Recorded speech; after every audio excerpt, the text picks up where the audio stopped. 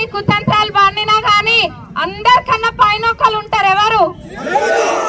ఆ దేవుడు చల్లగా చూసిండు మనని.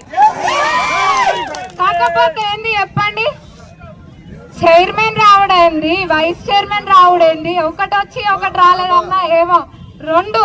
మళ్ళా వాళ్ళకి ఎంత టెన్షన్ ఉందో మనకు అంతే ఉంటది కదా. ఆడ కూర్చొని వాళ్ళు స్లిప్పులు రాస్తుంటే వాళ్ళైతే మెజర్ చేసుకుంటున్నారు పేపర్ ని, కొలత అంటే ఏడో ఒకటి ఎక్కువ తక్కువ ఉంటే అది గుర్తుంచుకొని తీస్తారు అనుకుంటారో ఏమో. మళ్ళా కొలిచి వాళ్ళకి ఎట్లనో మనకు అంతే, ఏదైనా న్యాయంగా జరగాలి.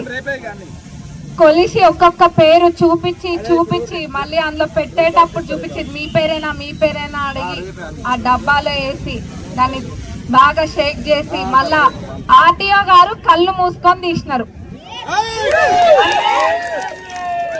మన వైపు న్యాయం ఉంది కాబట్టే కదా. ఎవరు మోసం చేసినా దేవుడు చూసిండు మనని. వాళ్ళందరికీ ఇదే గుణపాఠం.